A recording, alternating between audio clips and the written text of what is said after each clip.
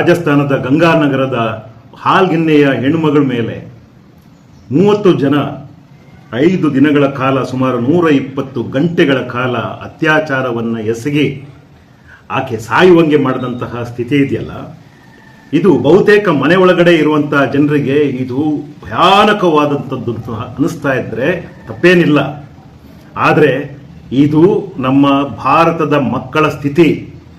ಈ ಸ್ಥಿತಿ ಪ್ರತಿ ನಿಮಿಷಕ್ಕೆ 8 ಮಕ್ಕಳು ನಮ್ಮ ಭಾರತದಲ್ಲಿ ಕಾಣೆಯಾಗ್ತಾ ಇದ್ದಾರೆ, ಈ ವಿಟಪುರುಷರ ಪಾಲಾಗ್ತಾ ಇದ್ದಾರೆ, ಅತ್ಯಾಚಾರಕ್ಕೊಳಗಾಗ್ತಿದ್ದಾರೆ. ಇದು ನಾನು ಹೇಳ್ತಾ ಇರೋದಲ್ಲ, ನ್ಯಾಷನಲ್ ಕ್ರೈಮ್ ರೆಕಾರ್ಡ್ ಬ್ಯೂರೋದವರು ಕೊಡುವಂಥ ಅಂಕಿಅಂಶಗಳು ಇವೆಲ್ಲ. ಈ ಕೃತ್ಯವನ್ನು ಎಸಗದಂತಹ ಸಮಾಜಕ್ಕೆ ಒಂದು ಧಿಕ್ಕಾರವನ್ನು ನಾವು ಹೇಳ್ತಾ, ಅದೇ ಸಂದರ್ಭದಲ್ಲಿ ಕರ್ನಾಟಕ ಈ ಸ್ಥಿತಿಯಿಂದ ಹೊರತಾಗಿಲ್ಲ ಅಂತಲೇ ನಾವು ಹೇಳಬೇಕು. ಇಲ್ಲಿರುವಂತಹ ನಮ್ಮ ವ್ಯವಸ್ಥೆ ವೇಶ್ಯಾವಾಟಿಕೆಯ ಜಾಲವನ್ನು ಸಾಕ್ತಾನೆ ಬರ್ತಾ ಇದೆ. ಕೆಲವು ದಿನಗಳ ಹಿಂದೆ ಬೆಂಗಳೂರಿನ ಕಮಿಷನರ್ ಅವರಿಗೆ ಒಂದು ಮಾಹಿತಿಯನ್ನು ನಾವು ಯಾರ ಮೂಲಕ ರವಾನಿಸಬೇಕು ಅವರ ಮೂಲಕವೇ ರವಾನಿಸಿದ್ರು.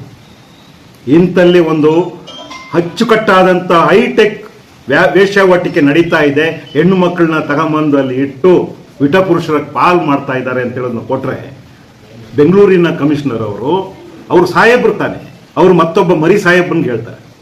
ಮರಿ ಸಾಹೇಬ ಆತನ ಕಿರಿ ಸಾಹೇಬನ್ಗೆ ಹೇಳ್ತಾನೆ, ಅದು ಬಂದು ಯಾರಿಗೆ ತಲುಪಬೇಕು ಅಲ್ಲಿಗೆ ತಲುಪುತ್ತೆ.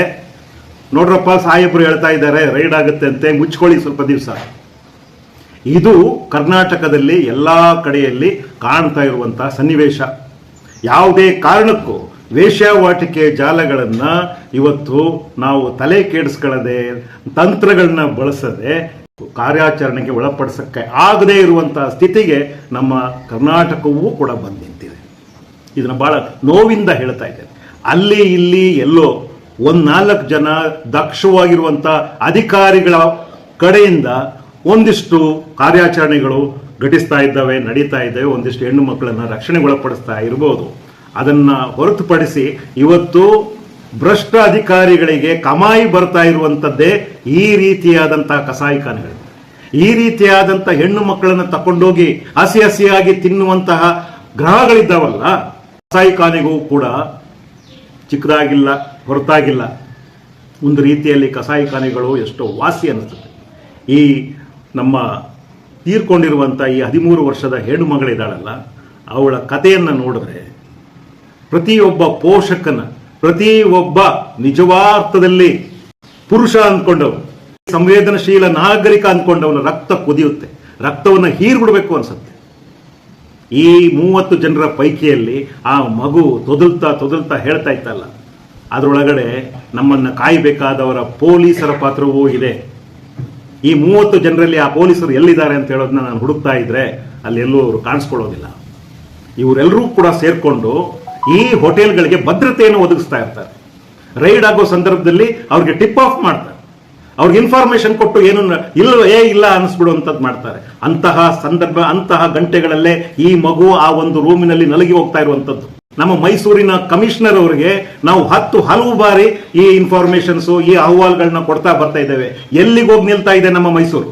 ನಮ್ಮ ಮೈಸೂರಿನ ಜಾಗದಲ್ಲೂ ಕೂಡ ದಂಧೆಗಳು ನಡೀತಾ ಇದಾವಲ್ಲ, ಇದನ್ನ ತಪ್ಪಿಸ್ಲಿಕ್ಕೆ ನಮ್ಮ ಕಾನೂನು ಸುವ್ಯವಸ್ಥೆ ಯಾವ ರೀತಿಯ ಕೆಲಸಗಳನ್ನ ಮಾಡ್ತಾ ಇದೆ. ಇದೇ ಮೈಸೂರಿನಲ್ಲಿ ಬೆಂಗಳೂರಿನಿಂದ ಒಂದು ಶಾಲಾ ಹೆಣ್ಣು ಮಗಳನ್ನ ಕರ್ಕೊಂಡ್ಬಂದು ಅವರು 20 ಲಕ್ಷ ರೂಪಾಯಿ ಒಂದು ಬಾರಿಯ ಲೈಂಗಿಕ ಸಂಪರ್ಕಕ್ಕೆ, ಒಂದು ದಿನಕ್ಕೂ ಅಲ್ಲ ಅಥವಾ ಜೀವಮಾನದುದ್ದಕ್ಕೂ ಅಲ್ಲ, ಒಂದು ಬಾರಿಯ ಲೈಂಗಿಕ ಸಂಪರ್ಕಕ್ಕೆ ಶಾಲೆಯ ಹೆಣ್ಣು ಮಗಳನ್ನ 20 ಲಕ್ಷ ರೂಪಾಯಿಗೆ ಮಾರುವಂತ ಪ್ರಕರಣ ಇಲ್ಲಿ ನಡೆದಿತ್ತು.